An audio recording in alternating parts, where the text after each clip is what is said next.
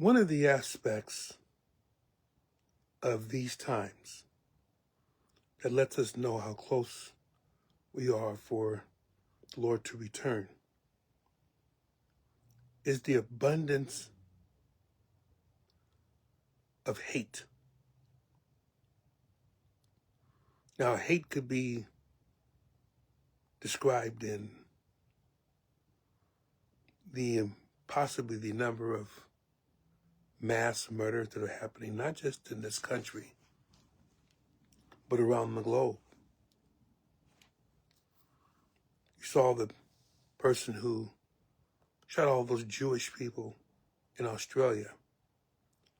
You saw the girl who, with maybe 3 weeks ago, 3 weeks ago, went to her school and killed seven classmates. And not only is this happening, but it's getting to be so normal that it's like, okay, I'll pray for you, and then you go on with our lives. It doesn't evoke a reaction of, this shouldn't happen to us.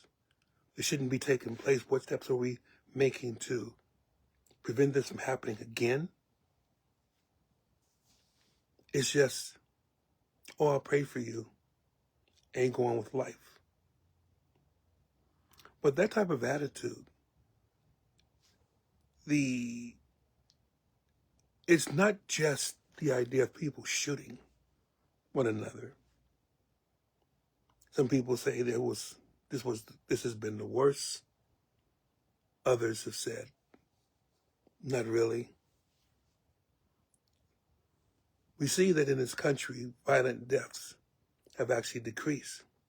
So that would seemingly fly in the face of what prophecy talks about.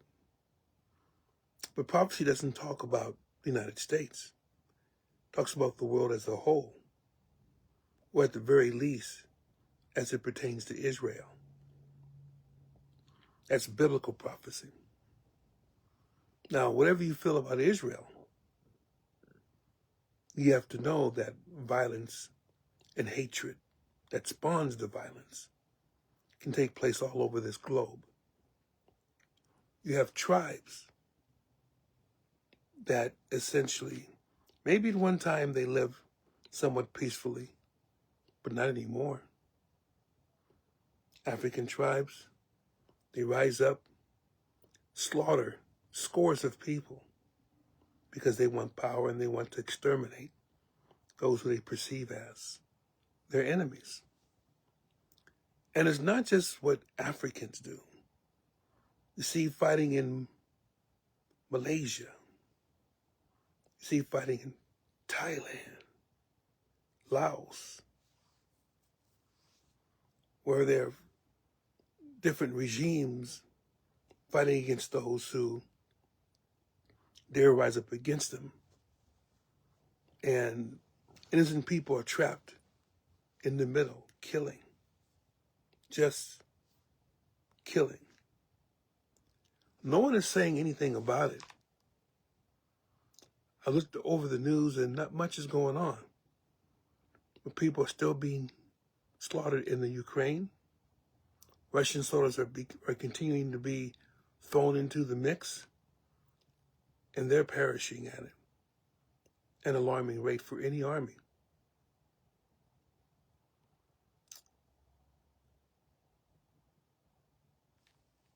And of course, we deal with the Gaza and West Bank situation. People are saying that Israel is committing genocide, which is very interesting because the people of Israel at one time or another were also not convicted, but they were the victims of a concentrated program of genocide.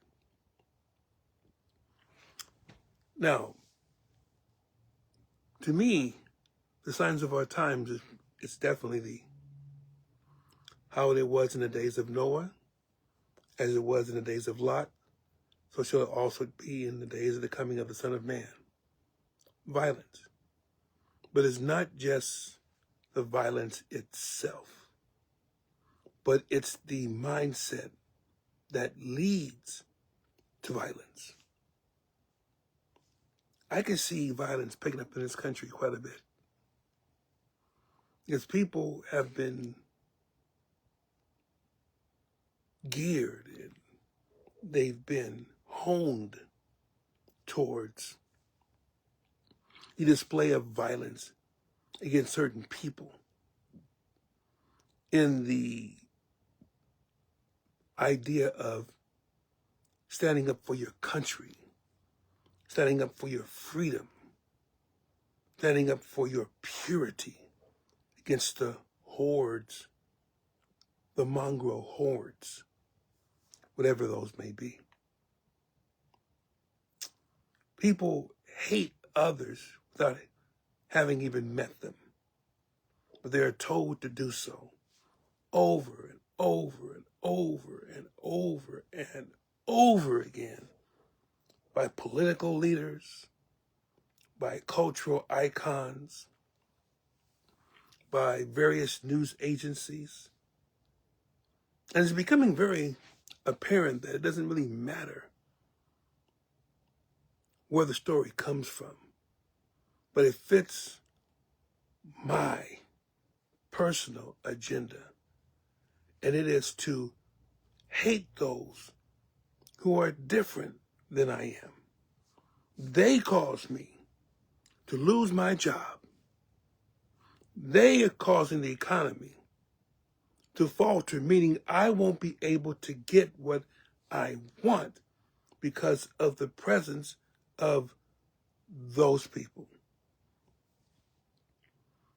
Not to see that in many cases, your own people cheated you, embezzled you, and made it much harder for you to live. But you hate these other people because they don't sound like me, they don't look like me, they don't dress like me, they don't move like me. They must be different and they must have designs on my country. People who hate others are usually afraid of others, lest they come and take over your section of the country, your town, your village, your house. So we buy these weapons that you may say that guns don't kill people. People kill people, that's true. But guns kill them more effectively. When you use a knife doesn't kill a person. Automobiles don't kill people. But there's relatively few that are trying to run down others. But there are those who use knives and those who use guns.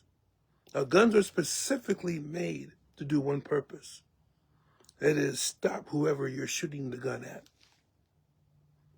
So it is made as a weapon to use against others. But again, it is not necessarily the actions of these people, because there's relatively few. Even when you talk about mass shootings, it's horrible to see. And your heart goes out to those who become victims of these things that happen way too often for us to really feel comfortable. Those who feel comfortable like this should be ashamed of themselves. But it is not their actions, because that's only one action. But it's their thinking that can spawn more, and in number and in intensity. That's where these signs coming of Lord Jesus. People show hate one another for any variety of reasons. Doesn't even have to be sensical. Doesn't have to make sense.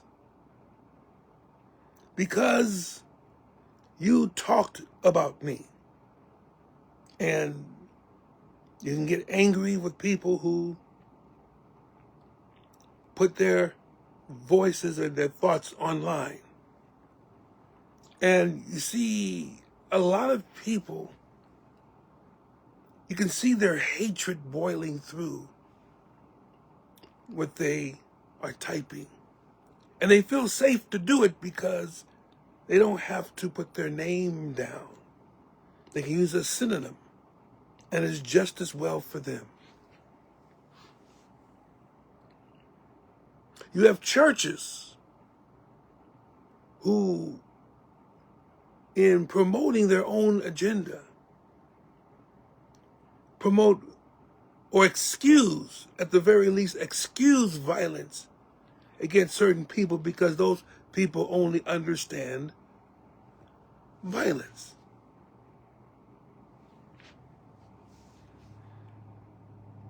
So, Elder Heyman, what do we do? First of all, we don't participate in such things. We try to mitigate hatred. We have to look at our own selves and see, are we hating people? And why are we hating them? Shouldn't even be a reason why we hate. We shouldn't be hating. But if we do understand, why are we hating these people? Have they done something against you? Yes. Have they done something against our ancestors? Yes, they did. But why are you hating them? I'm not saying that you put yourself in a position to be taken advantage of again. No. You can demand your rights. You can demand to be treated as well as anyone should. Excuse me. Sorry about that. It was a little bug. It was flying. Yeah, I was about to say I hated the bug. I hated the bug, yeah. But when we look at these things, if we try to understand it as to why we hate certain people, we find out that the reason why we hate is actually a perception that in most cases is not even correct. Why do we hate these people? Because they're violent. No, they're not. Why do we hate these people? Because they bring crime. No, they don't. But it's been whipped by somebody into a frenzy for their own personal agenda to go through. And we follow that personal agenda constantly. But even though the tendency is to hatred, the tendency is to be on the lookout for the hordes that are about to destroy our nation, our world. You don't have to do that. You can buck the trend. It may not forestall the Lord's coming. We say, even so, come, Lord Jesus. Even so, come, Lord Jesus. But that doesn't mean that we have to follow what everyone is trying to tell us to do, which is to hate those that don't look like you, hate those that don't sound like you, hate those that don't have the same political voices as you, hate those who think differently than you, hate those who believe a different God than you do. God doesn't mind if I hate these people because we hate the devil, and the devil rules these people, so therefore we should be hating them as well. No, God's saying no. Even Jesus said, do good to them that despisefully use you. Do we even think about that? Or are we so content to kill, to hate, to bind ourselves against others. That's because they sound different, look different, speak differently. Is this a sign of the Lord's coming? Yes, it is. Even though we welcome the Lord's coming, we still have to make sure that we don't fall into the same trap as others, or else we'll end up in the same position with the same destiny as they. This is talking from purely a Christian point of view. And the main one that we have to watch for, the main one or ones, are ourselves.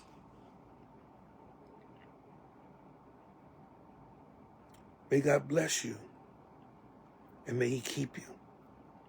May you keep love burning in your heart, and let it overflow your soul. I love you all. You take care of yourselves.